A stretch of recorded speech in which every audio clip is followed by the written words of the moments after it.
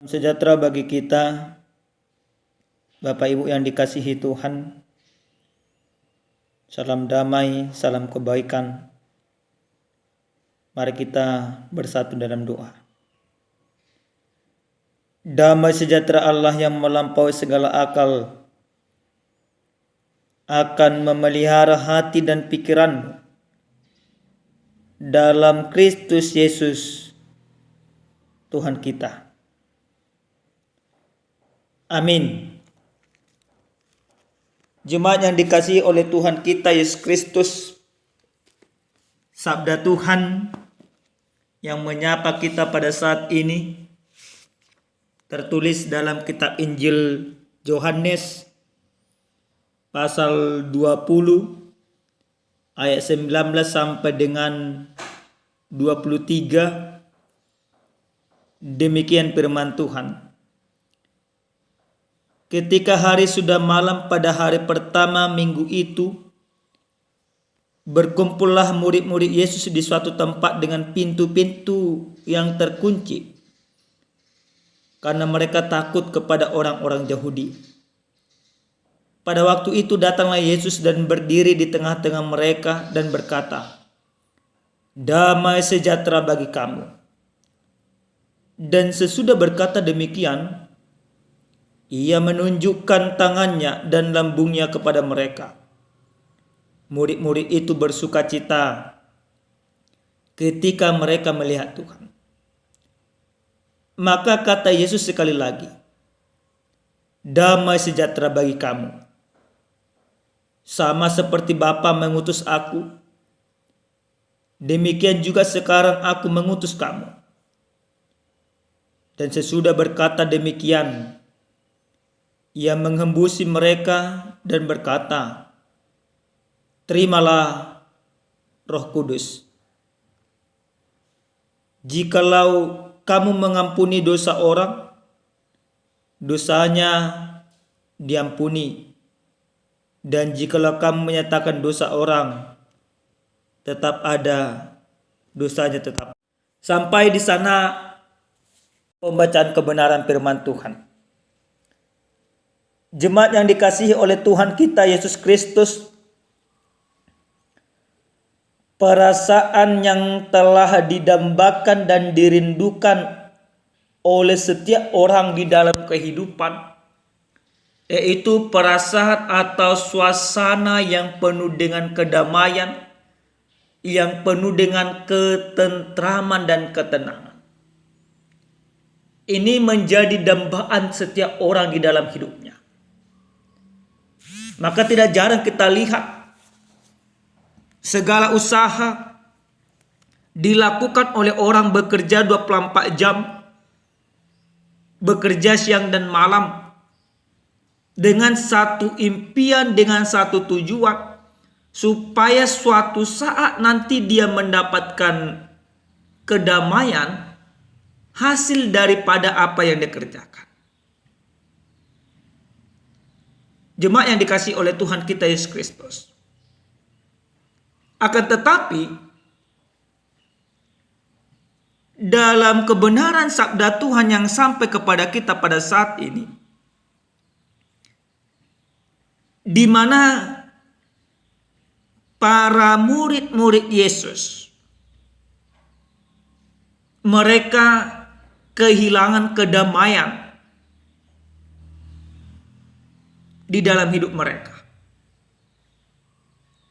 Kenapa bisa terjadi? Karena Yesus yang mereka sebut guru, yang mereka ikuti, telah mati dengan tragis. Kematian Kristus yang mereka lihat secara langsung, yang mereka saksikan secara langsung, membuat mereka begitu ketakutan dan gemetar. Kematian Kristus menghilangkan damai sejahtera dari dalam hidup mereka masing-masing. Mereka ketakutan, bahkan mereka dikejar-kejar dan ingin dibunuh oleh orang-orang Yahudi. Mereka diintimidasi. Mereka tidak berani lagi untuk menampakkan diri kepada dunia dan kepada orang-orang yang ada di sekitarnya. Suasana yang begitu mencekam. Suasana yang begitu tidak menentu membuat para murid itu kehilangan jejak-jejak Kristus di dalam kehidupan mereka. Kenapa kami katakan kehilangan jejak-jejak Kristus? Karena selama 3 tahun kurang lebih Kristus bersama dengan mereka ada banyak pengajaran. Ada banyak nubuatan. Bahkan nubuatan akan kebangkitan Kristus sudah disampaikan kepada mereka. Bahkan kalau kita lihat Bapak Ibu yang dikasihi Tuhan. Sebelum ayat khotbah kita ini, di dalam ayat yang ke-11 sampai dengan ke-18, di sana Maria Magdalena sudah memberitahukan kepada para murid bahwa Yesus menampakkan diri kepadanya. Khususnya dalam ayat 18. Maria Magdalena pergi dan berkata kepada murid-murid, "Aku telah melihat Tuhan," dan juga bahwa dia yang mengatakan hal itu kepadanya. Maria Magdalena sudah mempersaksikan bahwa Yesus, guru mereka itu telah hidup kembali. Tapi ketakutan yang terlalu berlebihan membuat para murid tidak percaya. Bapak Ibu yang dikasihi oleh Tuhan kita Yesus Kristus, suasana yang begitu mencekam, akhirnya Yesus harus membuktikan keberadaan dirinya.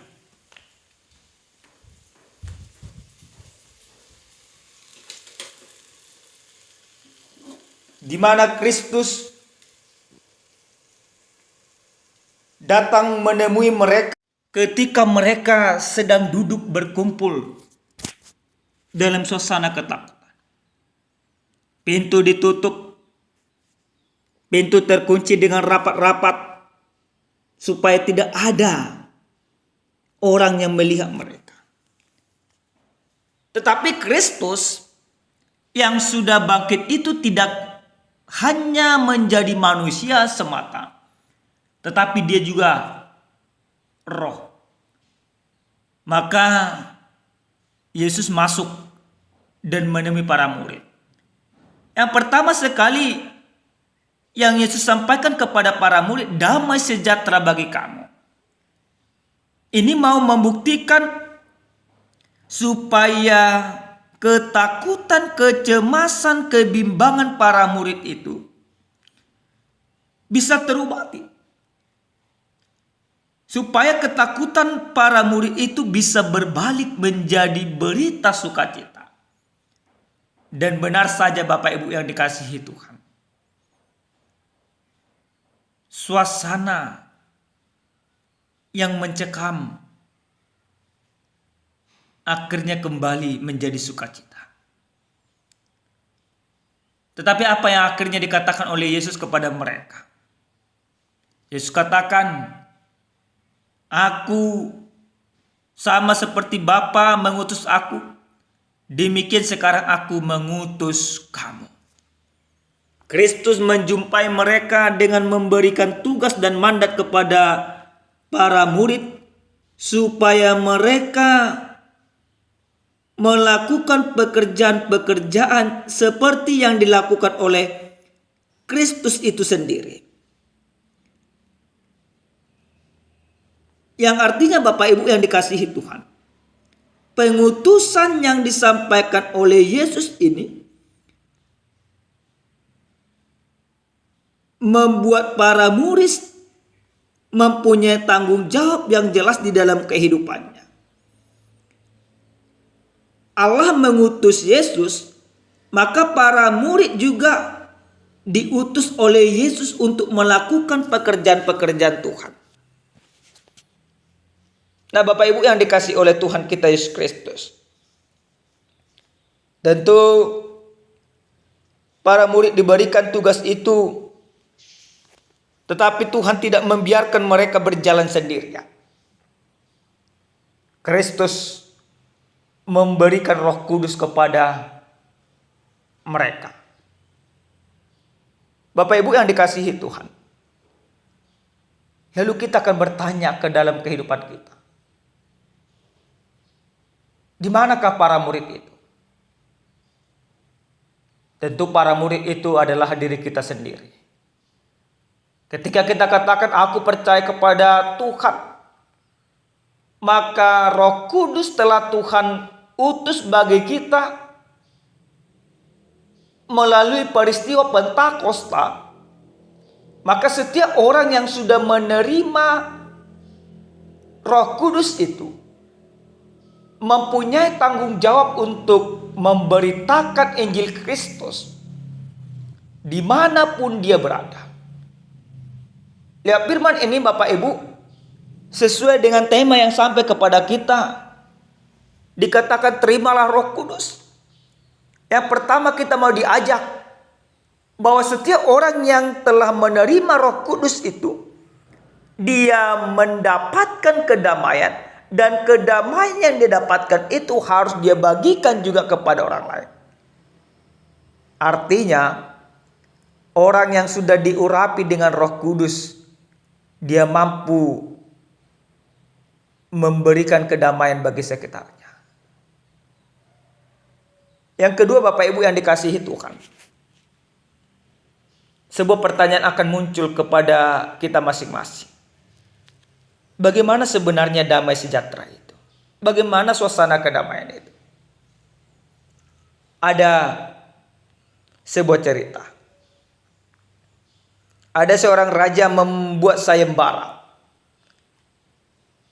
Raja tersebut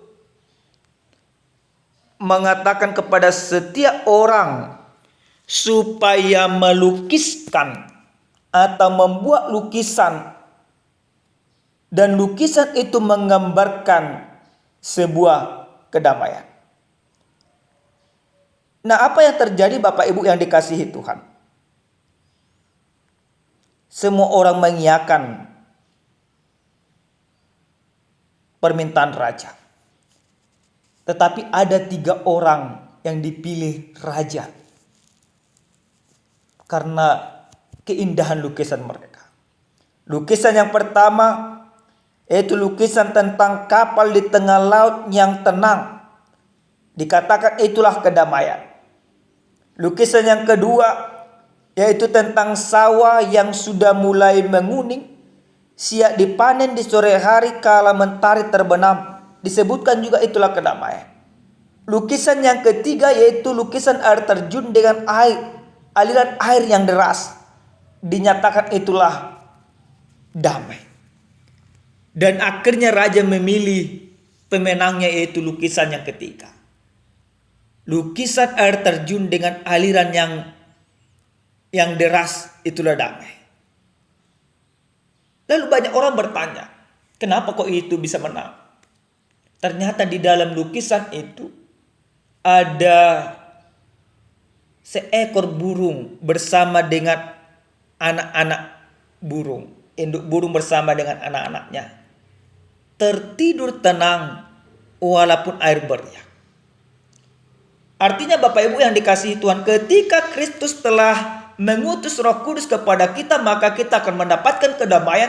Tentu kedamaian yang kita dapatkan ini bukan berarti kita terlepas dari setiap masalah, tetapi justru kedamaian itu akan memberikan ketenangan kepada kita bersama dengan Kristus menghadapi setiap persoalan yang ada. Kedamaian itu bagaimana aku melihat Kristus di setiap persoalanku. Kedamaian itu bagaimana aku melihat Kristus di setiap pergumulanku di tengah-tengah rumah tanggaku. Kehadiran Kristus di setiap komplikasi dalam kehidupanku, itulah kedamaian yang sesungguhnya. Kedamaian bukan soal seberapa banyak yang aku miliki, tapi kedamaian seberapa dekatnya aku kepada Tuhan di dalam kehidupanku.